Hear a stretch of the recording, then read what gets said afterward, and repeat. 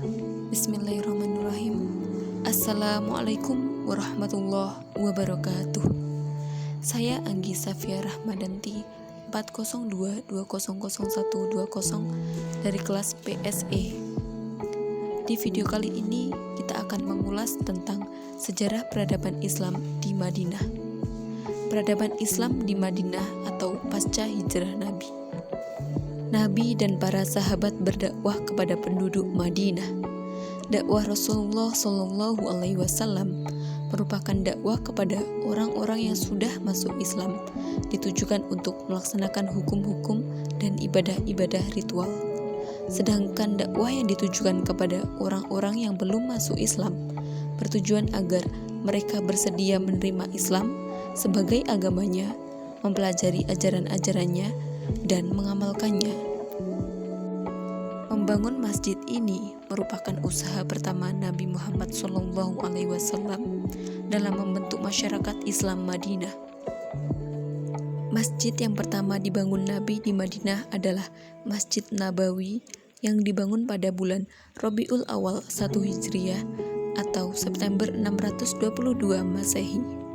Fungsi masjid pada saat itu adalah yang pertama, sebagai sarana pembinaan umat Islam di bidang akidah, ibadah, dan akhlak. Menjadi sarana ibadah seperti sholat, puasa, dan lain serta ayat-ayat tentang ibadah dan hukum-hukum agama mulai turun di masa ini. Yang kedua, tempat belajar agama Islam yang bersumberkan dari Al-Quran dan Al-Hadis. Yang ketiga, sebagai sarana tempat menyambung tali silaturahmi antara kaum muslimin. Yang keempat, sebagai sarana sosial. Yang kelima, menjadi tempat bermusyawarah. Yang keenam, tempat menyusun strategi perang. Untuk membangun perekonomian rakyat sekaligus sebagai sarana dalam menyebarkan ajaran Islam, Nabi Muhammad SAW dan para sahabat mendirikan pasar yang lokasinya tidak jauh dari Masjid Nabawi. Pasar yang dibangun dimaksudkan sebagai langkah untuk mendidik umat bagaimana ajaran Islam mengatur roda perekonomian dengan begitu adilnya. Pasar tersebut telah merubah sistem pasar Yahudi yang ada pada saat itu dengan sistem pasar Islam. Dengan kehadiran pasar yang menganut sistem perekonomian Islam, disambut hangat oleh masyarakat Madinah karena mampu menyuguhkan sistem perekonomian yang menguntungkan semua pihak, jauh dari riba dan keserakahan.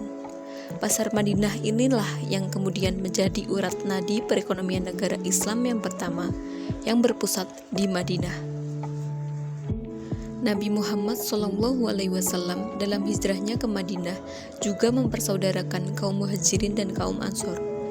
Kaum Muhajirin adalah orang-orang Islam dari kota Mekkah yang juga ikut berhijrah ke Madinah bersama dengan Nabi Muhammad SAW. Sedangkan kaum Ansor adalah kaum yang menerima kedatangan umat Islam di Madinah. Beliau mempersaudarakan kaum Muhajirin dan kaum Ansor agar mereka dapat saling membantu dan mengasihi satu sama lain. Di Madinah ini, syarat sebagai sebuah negara sudah terpenuhi. Akhirnya, Nabi membuat sebuah konstitusi yang dinamakan Piagam Madinah. Piagam Madinah ini merupakan produk undang-undang hasil kompromi antara umat Islam dengan non-Muslim di Madinah yang digunakan sebagai dasar hidup dan aturan yang harus dipatuhi bersama antar pihak yang terkait. Atas kesuksesan ini, Piagam Madinah dijadikan sebagai dasar toleransi beragama. Inilah yang menginspirasi umat Islam hari ini untuk tetap menjaga toleransi umat beragama. Isi Piagam Madinah atau The Culture of Medina adalah yang pertama, bidang politik. Nabi Muhammad SAW menyelesaikan semua masalah masyarakat Madinah berasaskan semangat musyawarah dan berlandaskan keadilan. Yang kedua, bidang agama. Rakyat Madinah bebas memilih dan mengamalkan agama masing-masing. Selain itu, mereka perlu menghormati agama yang dianut oleh individu yang lain. Yang ketiga, bidang sosial. Setiap individu mempunyai tanggung jawab yang sama terhadap negara Madinah.